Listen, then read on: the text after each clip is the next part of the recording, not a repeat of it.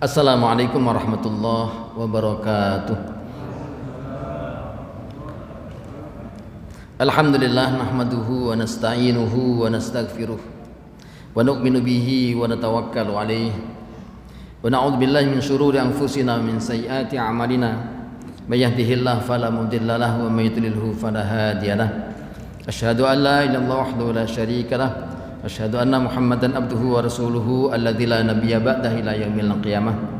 Allahumma shalli wa sallim wa barik ala nabiyyina Muhammadin ibn Abdillah wa ala alihi wa ashabihi wa man walah. Rabbi shrah li sadri wa yassir amri wa hlul 'uqdatam min lisani yafqahu qawli. Rabbana subhanaka la ilma lana illa ma 'allamtana innaka antal alimul hakim. Iftah lana bi rahmatika mansur alaina khaza'in rahmatika dzal jalali wal ikram. Allahumma inna nas'aluka ma 'allamtana farduhu ilaina dha hajatina ilaihi wa la tansana ya rabbil alamin. Alhamdulillah rabbil alamin. Berjamaah nikmat Allah. Tantinya senantiasa kita panjatkan rasa syukur kepada Allah Subhanahu wa taala atas nikmat curahan rahmat yang Allah berikan pada diri kita, dimudahkannya diri kita untuk hadir di rumah Allah, beribadah kepada Allah, bersujud kepada Allah, salat berjamaah. Ini betul-betul suatu anugerah yang perlu kita syukuri bersama-sama. Tidak setiap manusia diberikan Allah kemudahan seperti ini.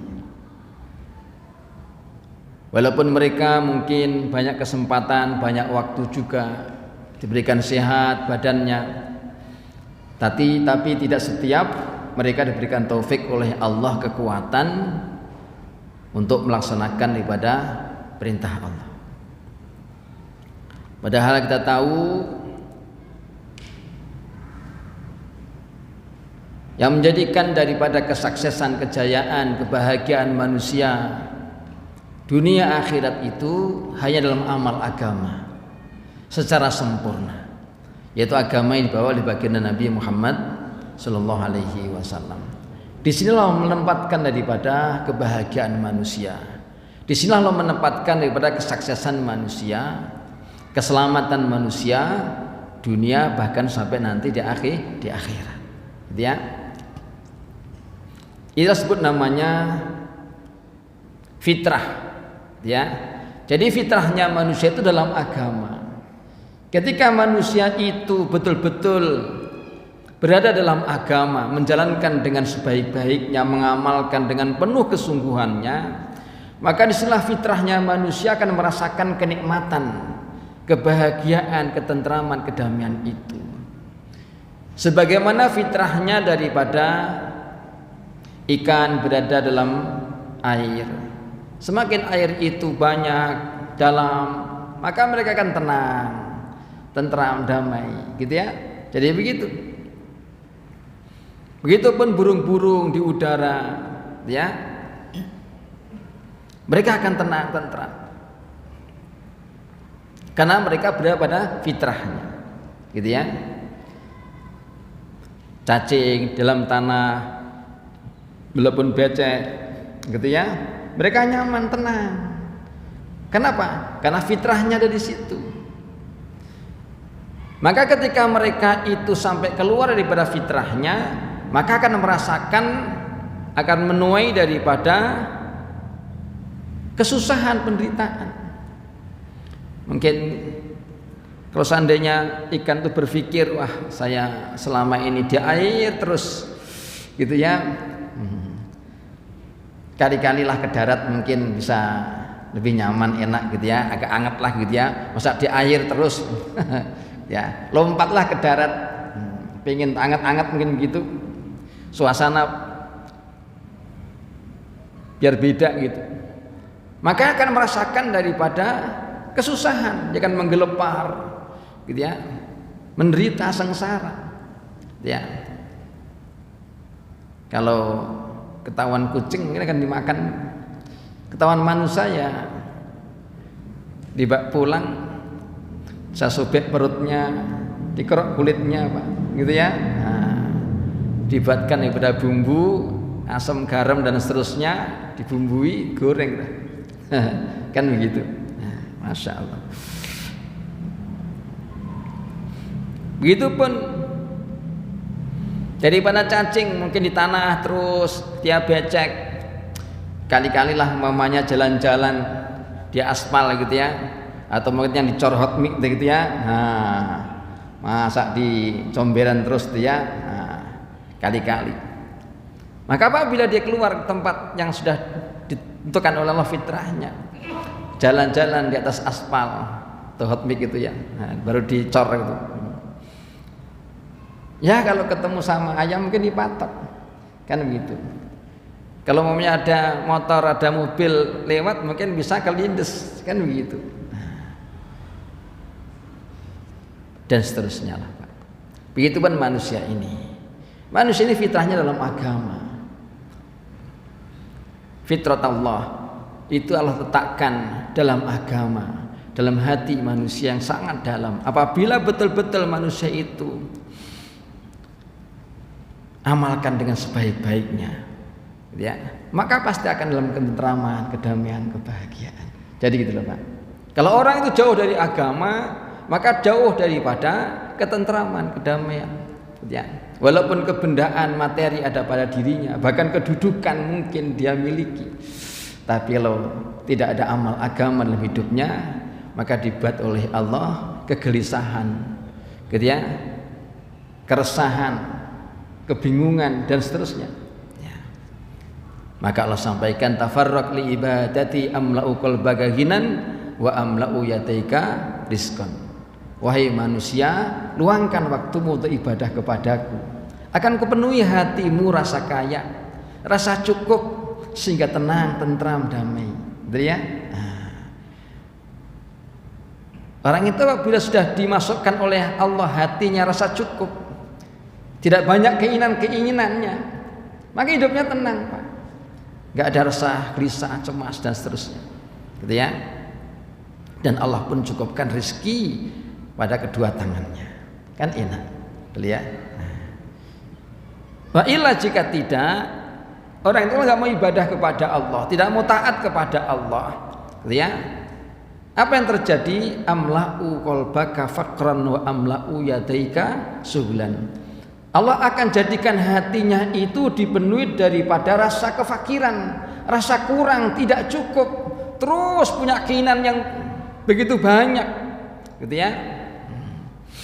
Sehingga yang dilihat adalah apa yang belum ia dapatkan, tidak pernah melihat apa yang telah ia dapatkan. Jadi terus kurang, gitu ya.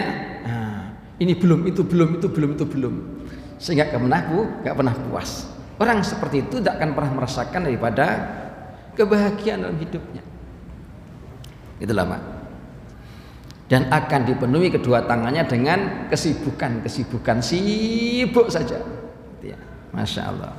Disusahkan hidupnya di dunia, ya, disusahkan, disempitkan waktunya, seolah-olah waktu ini kurang, nggak cukup untuk memenuhi daripada keperluannya.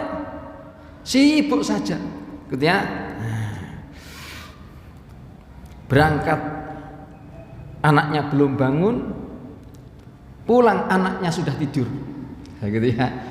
Masya Allah.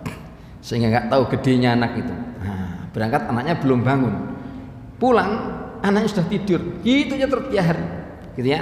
Masya Allah. Berangkat istrinya baru melek Pak, belum kelihatan cantik, pulang dia sudah ngantuk, gitu ya. Masya Allah. Ini fitrah, ini penting, gitu ya. Nah, dalam agama itu enak, nyaman. Orang taat pada Allah dalam agama ini di dunia sudah dimudahkan Allah, disenangkan oleh Allah, ditentramkan oleh Allah, di akhirat disempurnakan nikmatnya itu oleh Allah. Enak Pak. Kalau orang itu jauh dari agama, di dunia sudah disusahkan oleh Allah. Ya. Kadang-kala kita ini kan hanya melihat daripada zahirnya saja. Kelihatan zahirnya karena melihat Masya Allah, besarnya rumah, mewahnya mobil, gitu ya. Sehingga seolah-olah orang itu hidupnya enak, seolah-olah orang itu hidupnya bahagia. Walaupun semua ada itu dalam rumahnya, rumah besar, kedudukan tinggi, di rumahnya ada bunkernya, mau duitnya 900 M kak, atau mau berapa triliun kak, kalau tidak taat kepada Allah Pak, tidak ada itu kebahagiaan. Gitu loh ya. Jadi gitu.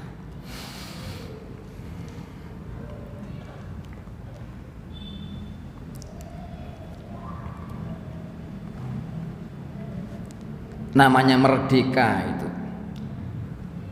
Orang yang namanya merdeka itu apabila orang itu tidak ada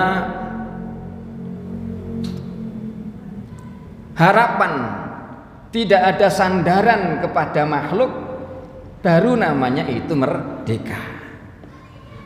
Maka apabila orang itu masih berharap kepada makhluk, berharap kepada manusia, bersandar kepada manusia, maka orang itu tidak akan pernah merdeka, gitu ya. Ada tendensi pada selain daripada Allah, maka orang itu tidak akan pernah ada kebahagiaan. Orang merdeka betul-betul orang yang hanya dia itu berharap kepada Allah, bersandar kepada Allah, itulah namanya merdeka. Itu manusia Pak. Negara itu kalau dia tidak bersandar kepada negara lain, gitu ya, tidak berharap kepada negara lain, nah baru itu merdeka. Selama masih berharap, selama masih menggantungkan kepada yang lainnya, maka nggak akan pernah merdeka namanya. Ya. Jadi gitu. Kita merdeka, bagaimana? Maka kita sandarkan daripada harapan kita hanya kepada Allah. Betul Pak? Nah, karena itu hanya bersandar kepada Allah, maka tidak akan pernah kecewa. Tapi ketika orang itu bersandar kepada selain Allah, maka siap-siap kecewa. Jadi gitu. Karena manusia ini suka mengecewakan Pak. Manusia itu suka mengecewakan, gitu ya. Maka kata seorang bijak,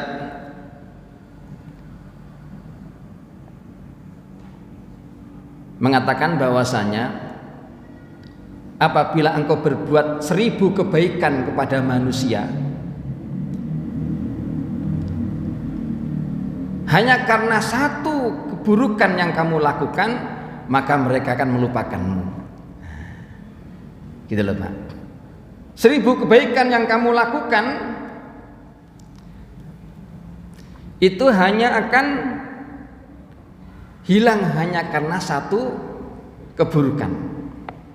Sedangkan Allah mengampuni 1000 keburukan kesalahanmu hanya karena satu kebaikan yang kamu lakukan. Makanya enak Pak, pada Allah itu enak, gitu ya. Makanya udah jangan lagi bergantung kepada manusia, hanyalah bergantung kepada Allah, gitu loh ya. Nah, jadi gitu.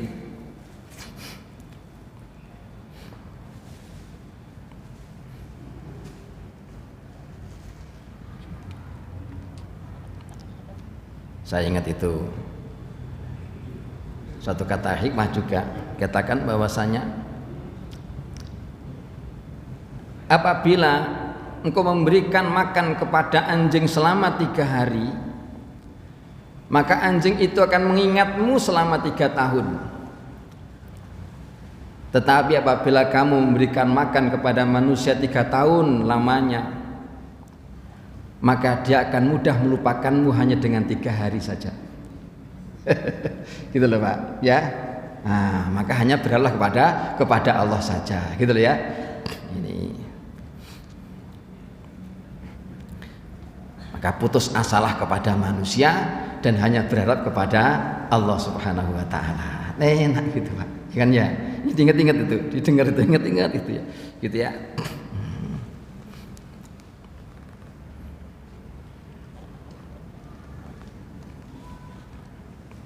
Kita lanjutkan daripada satu makalah yang lalu. Di antara beberapa orang yang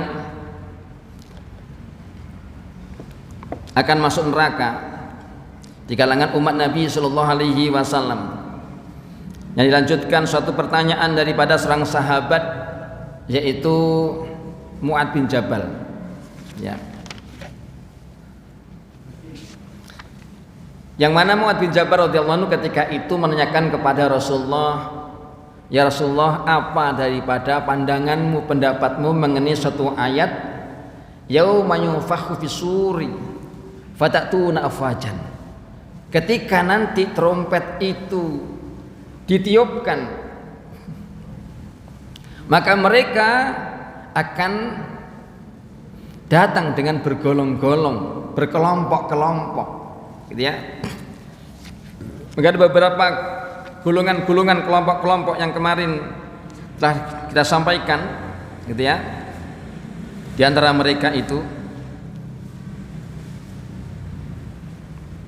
ada satu golongan yang tangan dan kakinya disalib di suatu tiang neraka. Ada sebagian mereka yang sangat busuk daripada baunya melebihi daripada bangkai. Ada di antara mereka yang dipakaikan daripada pakaian daripada api neraka, dan seterusnya. Sampailah saat sekarang ini ada suatu kelompok nanti orang, wa amal ladzina yamghuduna alsinatahum. Masalahnya agak berat ini, Pak. Adapun orang-orang yang nanti mengubah daripada lidah-lidah mereka, ada yang mengatakan dalam satu riwayat itu yang lidahnya nanti akan menjulur, ada yang sebagian lagi yang dipotong, dan seterusnya. Siapa mereka ini? Fal ulama wal qasas. Berat, Pak, ya. Ini ulama-ulama dan para tukang kisah cerita. Artinya apa maksudnya di sini? Ini orang-orang yang ahli ilmu, yang hanya pandai untuk bicara, hanya pandai untuk berceramah, pandai membuat orang hanya tertawa-tawa atau terpukau daripada ucapannya itu. Sementara alladzina yukhalifu qaulahum amalahum, sementara perbuatan mereka jauh berbeda daripada apa yang mereka ucapkan. Masya Allah, ini berat. Gitu ya. Ini ulama di sini tidak hanya sekedar ulama-ulama yang memang pandai dalam ilmu agama. Semua disiplin ilmu apapun juga yang mereka telah diberikan oleh Allah kemudian tidak mereka lakukan, bisa terjadi hal itu, Pak. Yang sekarang sedang ramai dibicarakanlah di berbagai alat komunikasi, ya, yang terkenal dengan mafia peradilan, ya Pak. Nah, itu orang-orang pintar semua, gitu ya.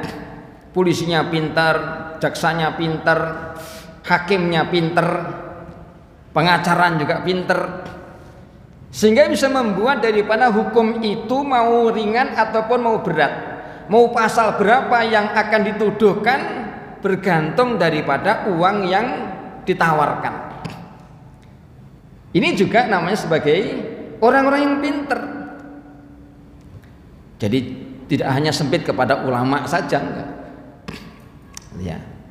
Tapi setiap orang-orang yang diberikan oleh Allah suatu ilmu, mereka kan ahli ilmu, ahli juga di dalam hukum, tapi bisa hukum itu direkayasa, dibuat, gitu ya. Diajukanlah ke pengadilan ini, masalahnya ini. Dia mau dibuat ringan, mau dibuat mudah. Kalau dibuat ringan pasalnya ini, kalau dibuat berat maka pasalnya ini. Kan begitu kan, Pak?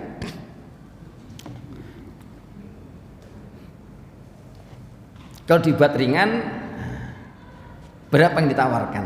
Kan begitu. Semakin besar yang ditawarkan, maka semakin ringan daripada pasalnya. Semakin sedikit yang ditawarkan atau enggak ada lagi tawaran, yang ditawarkan, ya sudah diberikan pasal yang berat. Jadi begitu, gitu ya. Namanya mafia, Pak, gitu ya. Ya mafia itu di mana saja ada di itu. Masya Allah. Boleh jadi daripada orang-orang yang duduk di satu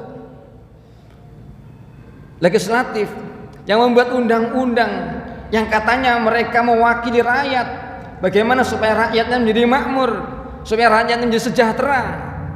Ternyata mereka membuat undang-undang yang menyusahkan daripada rakyat, membuat daripada menderita rakyat, sengsaranya rakyat, sementara diri mereka bersenang-senang menikmati daripada kekayaan. Ini juga akan ada tuntutan ini. Bukan sekedar ulama-ulama yang pengajian saja, bukan gitu ya. Semualah ya. Karena mereka memiliki daripada disiplin ilmu. Begitupun pun ahli-ahli kedokteran, ahli kesehatan, gitu ya. Mereka-mereka yang juga ahli ekonomi, mereka orang yang ahli politik, ahli hukum dan berbagai macam disiplin ilmu yang lainnya, betul ya. Masya Allah.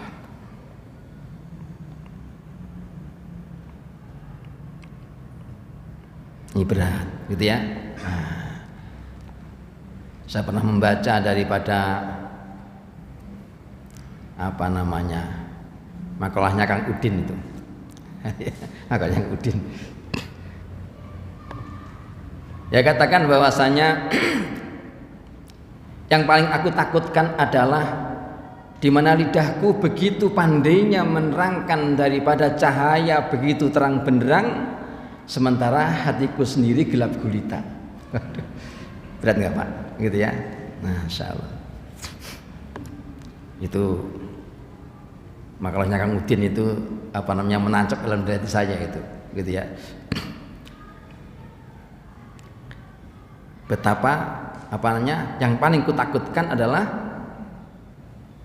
betapa pandainya lidahku menerangkan cahaya begitu terang benderangnya, sementara hatiku gelap gulita, gitu ya. Masya Allah.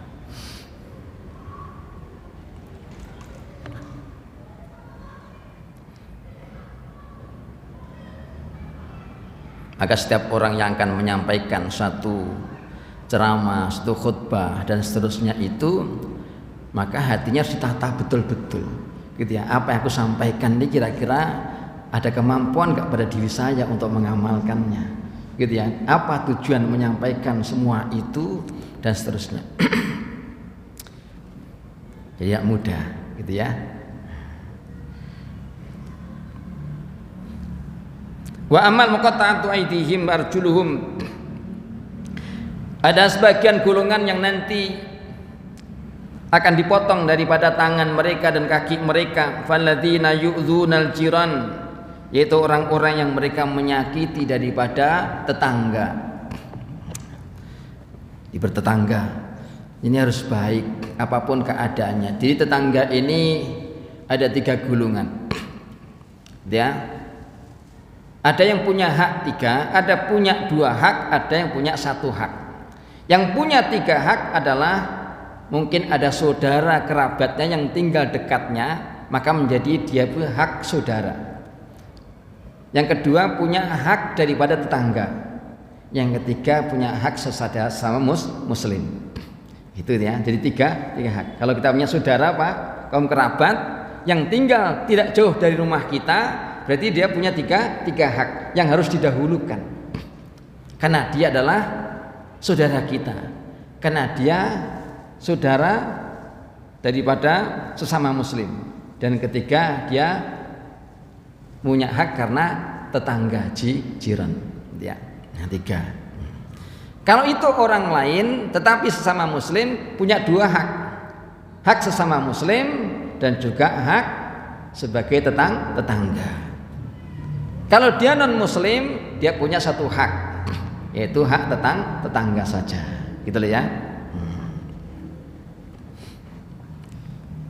Jadi terus berbuat suatu kebaikan pada tetangga itu Pak, ya. Apapun keadaannya, ya.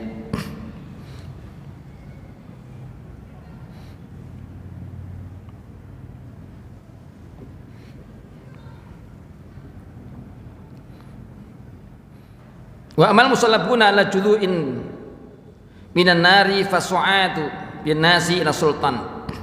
Adapun orang-orang yang nanti gulungan yang akan disalib di atas suatu pohon dari api neraka, diikat gitu ya. Siapa mereka itu? Fasu'atu bin nasi ila sultan, yaitu orang-orang yang mengajak orang lain, mengajak manusia bersama ke suatu penguasa, ajak orang lain ke penguasa untuk mendapatkan daripada keuntungan-keuntungan, ya. Jadi penjilat daripada penguasa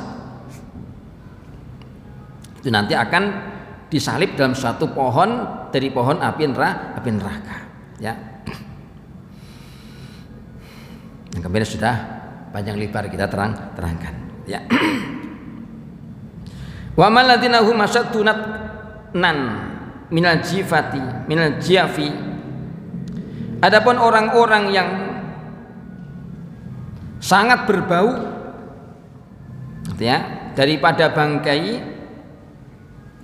faladzina tamatta'una bisyahawati wal ladzati yamna'una haqqallah ta'ala min amwalihim, yaitu mereka orang-orang yang bersenang-senang dengan syahwatnya dan kelezatannya, dan mereka menahan daripada hak Allah, daripada harta mereka.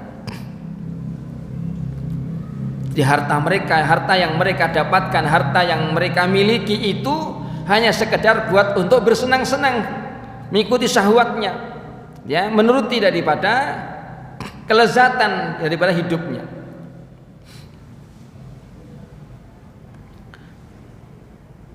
Maka hal itu nanti akan datang pada hari kiamat, yang mana bau orang itu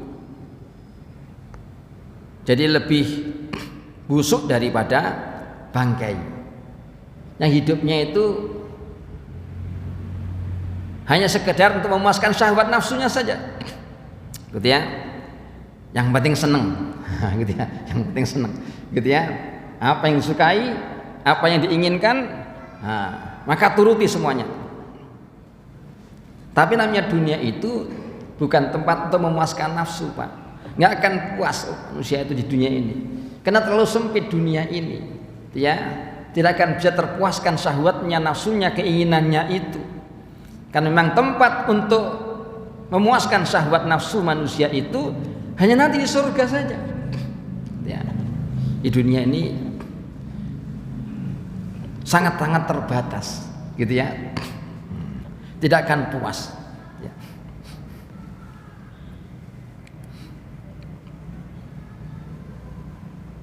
Maka dikatakan wa fi amwalikum haqqul lisaili wal mahrum. Dalam harta-harta kalian itu ada hak daripada orang-orang peminta-minta, gitu ya. Ada orang-orang yang terhalang keadaannya dan seterusnya. Di samping ada kewajiban kita memberikan nafkah kepada keluarga, tanggung jawab mungkin kepada orang tua kalau punya, gitu ya. Ada kaum kerabat, saudara-saudara kita dan seterusnya. Ada hak-hak yang lainnya lagi. Bukan istilahnya uang-uang gue terserah gue, gitu ya. Bukan begitu.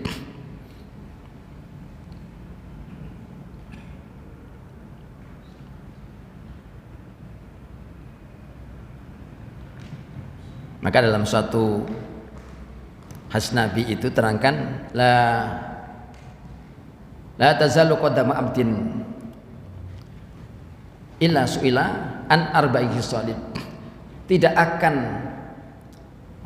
bergeser daripada kaki seorang hamba itu nanti pada hari kiamat, kecuali akan ditanya daripada 4 perkara. Dan yang paling berat pertanyaan itu tentang hartanya.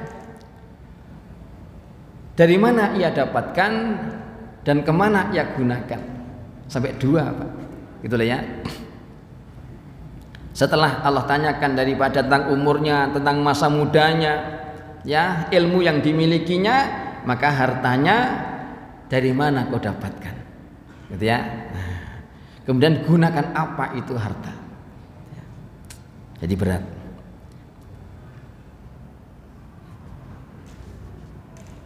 Maka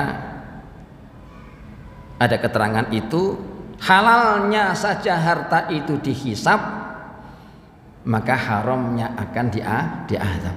Itu dapatnya, baru dapatnya, belum penggunaannya, gitu Pak. Masya Allah, gitu ya.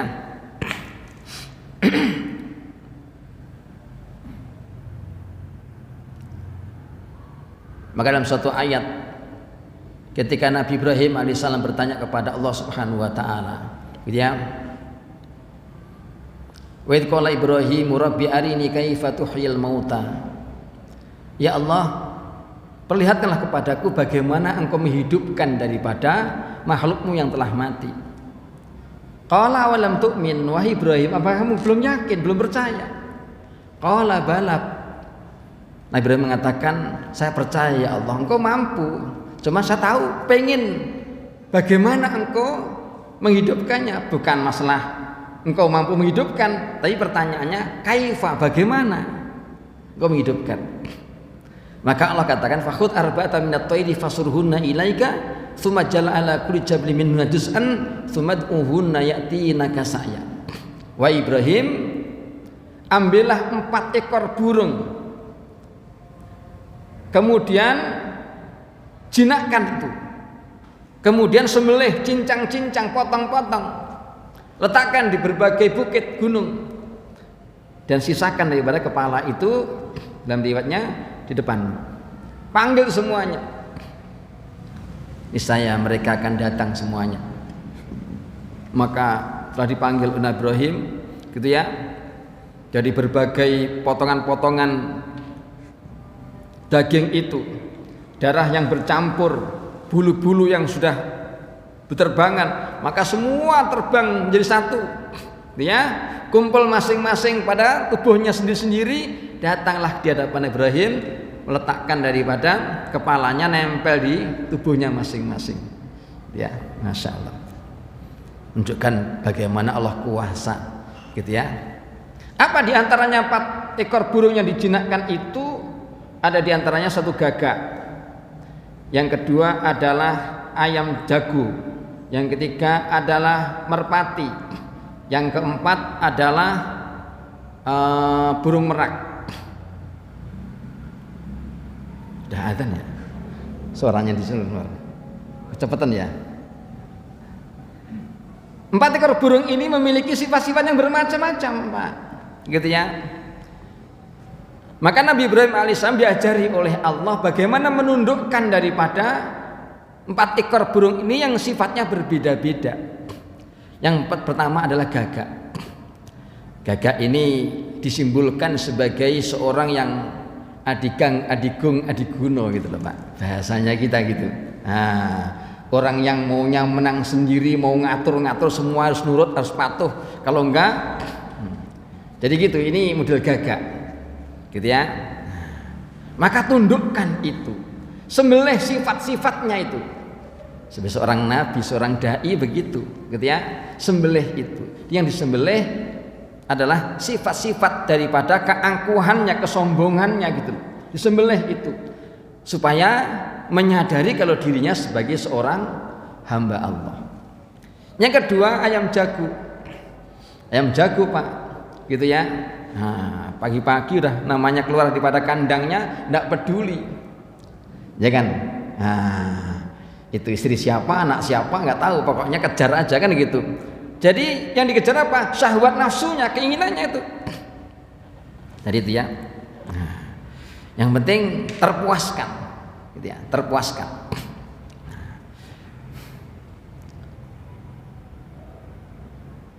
Ini ayam jago, gitu ya. Yang kehidupannya hanya bagaimana memuaskan syahwat nafsunya. Ini ayam jago. Itu harus disembelih, gitu ya. Disembelih sifatnya, gitu ya. Sembelih daripada sifatnya atau keinginannya itu. Bagaimana tunduk nafsunya ini ikut daripada apa yang telah dituntunkan oleh Allah melalui baginda Rasulullah SAW. Jadi begitu kira-kira. Masya Allah.